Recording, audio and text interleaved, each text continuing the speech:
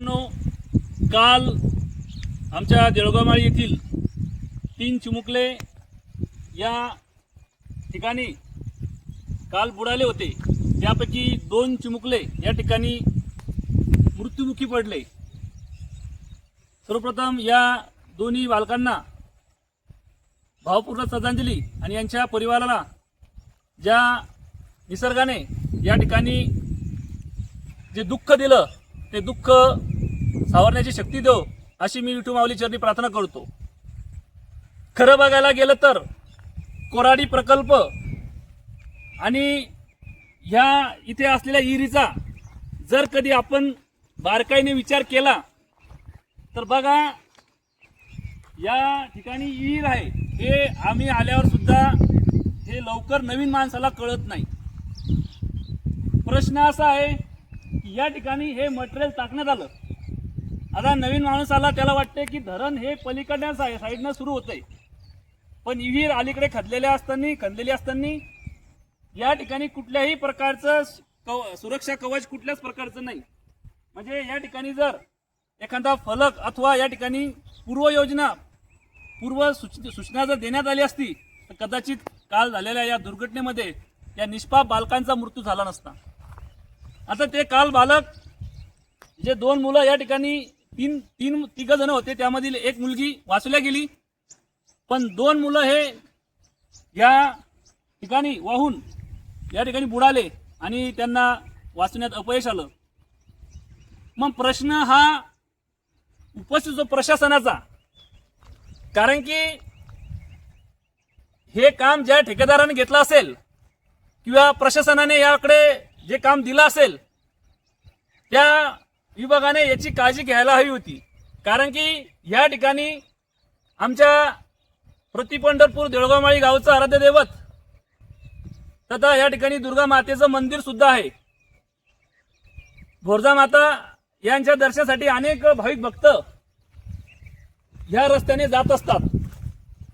आज मला हा प्रश्न पडतो की अनेक वेळा या निसर्गाचा आनंद घेण्यासाठी या मोठ्या या आमाप धरणाकडे अनेक चिमुकले हे धाव घेत असतात आणि त्यांना या ठिकाणी जाणीव नसते की हे विहीर आहे की खड्डा आहे। तर प्रशासनाने याची काळजी घेतली असती तर कदाचित काल 2 निष्पाप बालकांचा या ठिकाणी मृत्यू झाला नसता। आजही प्रशासन याची किती गांभीर्याने दखल घेतं, कारण की या गरीब मुलांचा या ठिकाणी बळी गेला, यानंतर प्रशासन किती मोठ्या या ठिकाणी पाठपुरावा करून या ठिकाणी पंचनामा करून या ज्या विभागाकडे काम येतं यावर कारवाई करेल का, हा सुद्धा प्रश्न आमच्या या गावकऱ्यांकडे या ठिकाणी मनामध्ये या ठिकाणी निर्माण झालेला आहे। आज गरीब घरातले हे 2 मुलं गेले, त्यांचा आधार गेला, भविष्य गेलं त्यांचं, ज्या मुलांवर त्यांचं हे ज्या प्रकारे त्यांचं भविष्य होतं, त्यांच्यावर त्यांची भविष्याची एक अपेक्षा होती, दिवा होता घराचा, तो आज त्या कुटुंबातून या ठिकाणी त्यांना सोडून गेला। कारण यासाठी फक्त प्रशासन बेजबाबदार आहे। मुद्दा हा की अद्यापही या ठिकाणी प्रशासनाने कुठल्याही प्रकारचं फलक लावले नाही। ज्या प्रकारे ही घटना घडली यावेळेस प्रशासनाने याकडे तत्काळ या ठिकाणी काळजी घेऊन या ठिकाणी एक फलक लावून किंवा या ठिकाणी बॅरिकेडिंग करून या ठिकाणी सुरक्षा करून देण्यात यावी होती।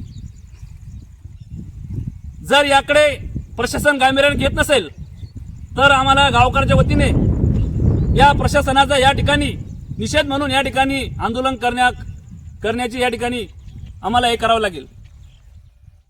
या ज्या संबंधित विभागाने याची तत्काळ काळजी करून या मुलांना न्याय द्यावा आणि यांच्या या कुटुंबाला आर्थिक मदत सुद्धा देण्यात यावी, जेणेकरून त्यांना भविष्यात या ठिकाणी कुठल्याही प्रकारची दुर्घटना घडू नये याची सुद्धा प्रशासनाने काळजी घ्यावी।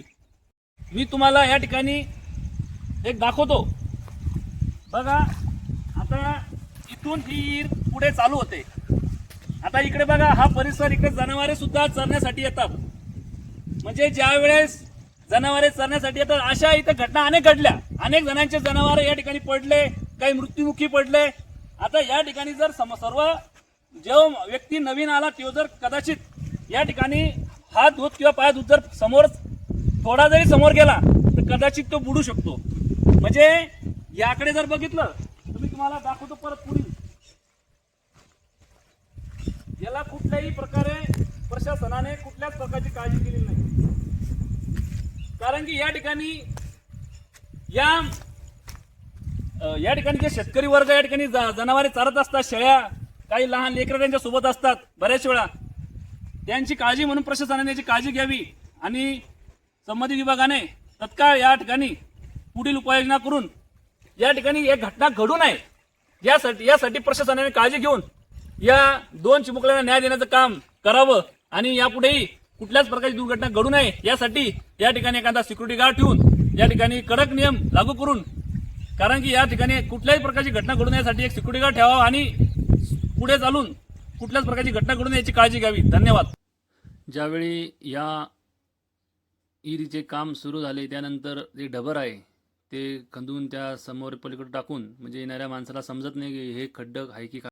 तसेच देऊळगाव येथील अनेक शेतकऱ्यांच्या मोटरीसुद्धा या ठिकाणी चोरून येण्यात येत आहे. या ठिकाणी आमच्या गावातील सुरशी साहेब यांचीसुद्धा मोटर या ठिकाणी तिचा गोळा चोरून येण्यात आला.